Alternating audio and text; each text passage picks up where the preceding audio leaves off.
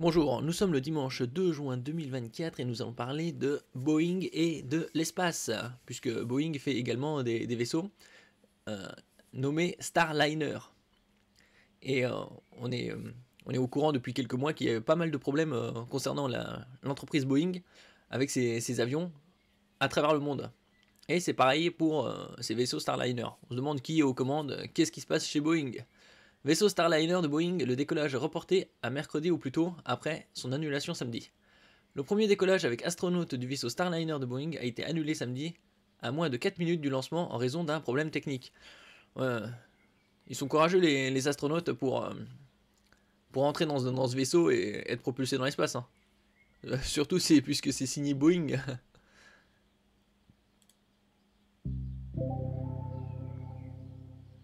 Vaisseau Starliner de Boeing, le décollage reporté à mercredi au plus tôt, après son annulation samedi. Le premier décollage avec astronautes du vaisseau Starliner de Boeing a été annulé samedi, à moins de 4 minutes du lancement, en raison d'un problème technique. Une nouvelle tentative ne sera pas organisée avant mercredi, selon la NASA. Les astronautes Butch Wilmore et Suni Williams, deux vétérans de l'espace, étaient déjà installés à bord de la capsule Starliner, au sommet de la fusée, quand le compte à rebours a été stoppé net par un ordinateur vérifiant automatiquement les derniers paramètres avant le décollage. Heureusement qu'il y avait un ordinateur pour vérifier les paramètres. Mais c'est pas la première fois que c'est reporté. Il y a eu déjà plusieurs reports au cours de ces dernières semaines. Le premier décollage avec astronautes du vaisseau Starliner de Boeing, propulsé par une fusée Atlas V du groupe ULA depuis Cap Canaveral en Floride, a été annulé, samedi, à moins de 4 minutes du lancement en raison d'un problème technique. Une nouvelle tentative ne sera pas organisée avant mercredi au plus tôt, a annoncé la NASA. Cette mission, attendue depuis des années, avait déjà vu son décollage annulé une première fois au dernier moment début mai. Elle doit permettre à Starliner de transporter pour la première fois des astronautes de la NASA vers la Station spatiale internationale, ISS. Mercredi ou jeudi prochain. Les équipes sur place prévoient... Puisque la NASA avait des vaisseaux comme Columbia, Endeavour, entre autres, et ils avaient justement arrêté l'exploitation de ces navettes.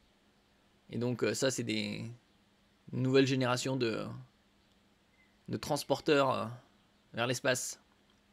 désormais d'accéder physiquement à cet ordinateur, situé dans un bâtiment proche du pas de tir, pour déterminer la cause exacte du problème, a expliqué durant une conférence de presse Tory Bruno, le patron de ULA.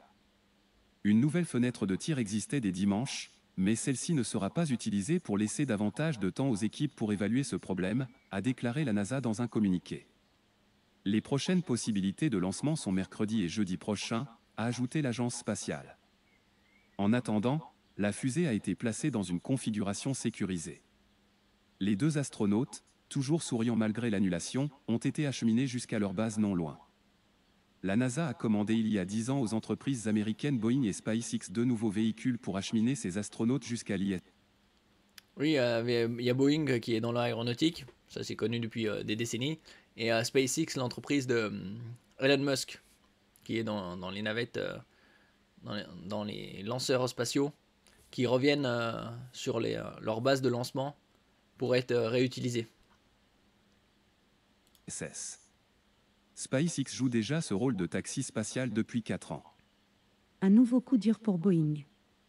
Boeing joue ainsi sa réputation sur cette mission test, qui doit démontrer que son vaisseau est sûr avant de commencer les missions régulières vers l'ISS.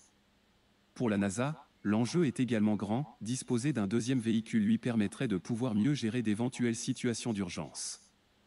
L'annulation samedi est un nouveau contretemps pour cette mission, qui a déjà pris des années de retard. Une petite fuite d'hélium a ensuite été découverte sur l'un des propulseurs du vaisseau. Mais il a été décidé de ne pas la réparer, ce qui aurait nécessité de démonter Starliner. Elle ne représente pas de danger et ne s'est pas agrandie durant les préparatifs pour le vol samedi matin, selon la NASA.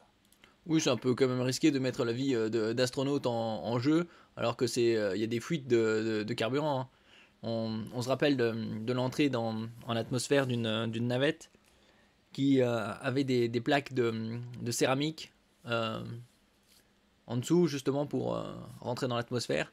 Et il y avait justement une faille, et la navette avait été pulvérisé dans la haute atmosphère.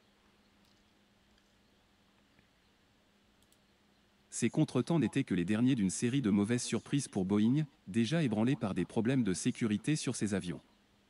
En 2019, lors d'un premier test sans équipage, le vaisseau n'avait pas pu être placé sur la bonne trajectoire et était revenu sans atteindre l'ISS. Puis en 2021, un problème de valve bloquée sur la capsule avait entraîné le report d'une nouvelle tentative. Le véhicule vide avait finalement réussi à atteindre l'ISS en mai 2022. D'autres problèmes découverts ensuite, notamment sur les parachutes freinant la capsule lors de son retour dans l'atmosphère, avaient de nouveau engendré des retards.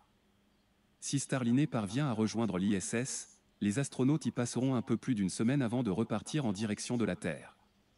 Le vaisseau doit par ailleurs emporter avec lui un équipement ajouté à la dernière minute, une nouvelle pompe pour le système permettant de recycler l'urine des astronautes en eau dans l'ISS.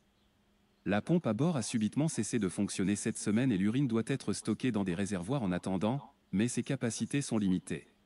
Ah oui, parce que c'est des capsules qui sont agglomérées, jointes dans ISS, la Station Spatiale Internationale. Ils avaient parlé déjà il y a des années de ça, dans les années 90-2000, du retour de l'homme sur la Lune pour les années 2020. Bon, là, on est déjà 2024, 2020-2025. Et ils avaient parlé également dans les années 90 qu'il y aurait l'homme sur Mars en 2020, voire 2030-35. Ça, c'est encore, c'est encore de la science-fiction pour l'instant. Bon, nouveau report, on verra si mercredi le Starliner décollera ou non, ou ce sera encore reporté à nouveau. Merci pour votre écoute, n'oubliez pas de mettre un j'aime, un commentaire, de partager et de vous abonner à la chaîne. À la prochaine fois.